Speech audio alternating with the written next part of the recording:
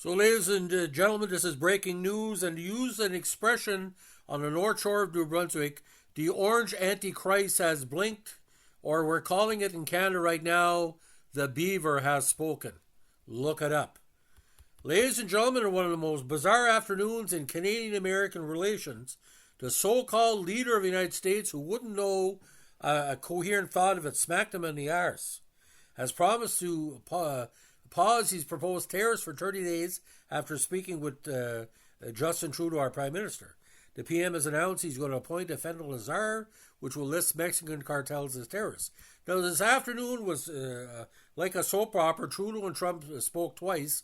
Trump had a kind of a mini press conference saying that Canada should still join the States, but he contradicted himself in the own conversation and then said, we don't buy any food from the States for Canada, even though 57% of the food we get is imported is from the States. Now, according to CBC, again, a good job by John Paul Tasker, one of my favorite journalists.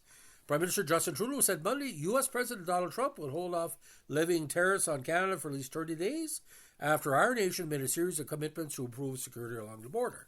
The country can let out a collective sigh of relief, at least for now. To get Trump to shelve his punishing tariffs, he's talking 25% on everything except 10% on oil, said Canada's reinforcing the border with new choppers, technology and personnel, and stepping up its coordination with American officials to stop the flow of fentanyl. I think no more than 42 pounds of fentanyl has come in from Canada to the States, which compared to the multiple thousand pounds in Mexico, there is no comparison. Trudeau said, all told, there will be 10,000 frontline personnel working along the border to address Trump's stated priority, a major crackdown on drugs and immigrants. And there's also talk about maybe members of the Canadian Army also helping out. The Prime Minister also made a series of new commitments to Trump, including the promise to appoint a new fentanyl czar who will lead Canada's efforts to crack down on the deadly drug.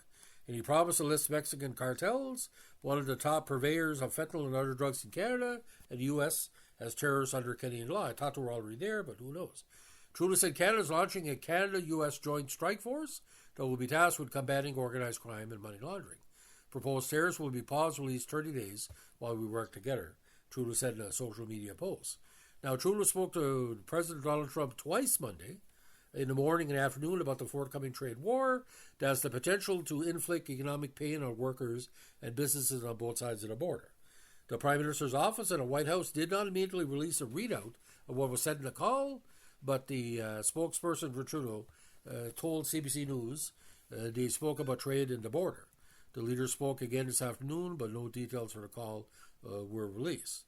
Now, speaking to reporters, and he played the victim again in the Oval Office after the first call, the Orange Antichrist said that Canada is very tough, and we're not treated well by Canada, we have to be treated well. He claimed Canada doesn't take our agricultural products for the most part. This outlandish statement, because the U.S. is Canada's largest agricultural trading partner, according to data from Trump's own government, representing some 57% of Canadian food imports. Trump said he asked Trudeau a couple of questions, and the PM will report back in the afternoon. The president had said for weeks he would like Canada to join the States as the 51st state. It's a line he repeated again during the day, saying he would love to see Canada join the Union. And this was the big, mentally incoherent, one of the strangest lines ever by an American president. He seemed to acknowledge it would be a long shot, understatement, saying some unnamed people don't have a threshold for pain. Does mean that Canada, we won't take the United States up the arse just to keep the marriage together. I'm looking at you, Tori Spelling. That's the only reference came into my mind.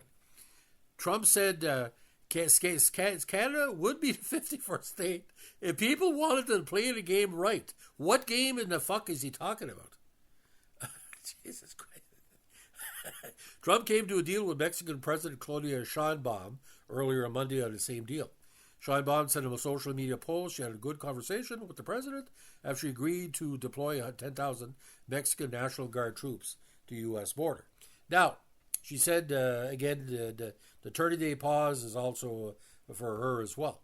Now, after news of Sheinbaum's deal broke, some conservative politicians in Canada called for the federal government to deploy the military to the Canada-U.S. border, which was also entirely demilitarized after the War of 1812, which we won. We burned Washington down more than 213 years ago. Conservative leader Pierre Poilievre, who has dropped 30 points in the polls in recent days, asked Trudeau to send Canadian Forces troops, helicopters, and surveillance to the border now to try and save the U.S.-Canada trade relationship and address Trump's concerns about drugs and migrants. He also called for the hiring of at least 2,000 more CBSA agents to bolster the law enforcement agency that's responsible for border control. Saskatchewan's Premier Scott Moe is their leader, also asked the federal government to put the CBSA under military command to address concerns President Trump has raised. The $2.6 billion Ottawa spends every year on CBSA could then be reclassified as military spending, helping the country chip away at its NATO commitment to spend 2% of its GDP on defense. Moe said Trump has repeatedly criticized Canada's low defense spending. Now, the federal government also announced a bulked-up $1.3 billion border plan in December to deploy more personnel and technology to better police the boundary. In a social media post after his call with Trudeau wrapped, Trump also chastised Canada for not allowing U.S. banks to open or do business there. There is U.S. banks in Canada, but they have to have our strict regulations. We have some of the best banking relationships in the world. Now, a number of American banks do business in Canada, which large lending and commercial investment banking operations, among other functions, on this side of the 49 parallel.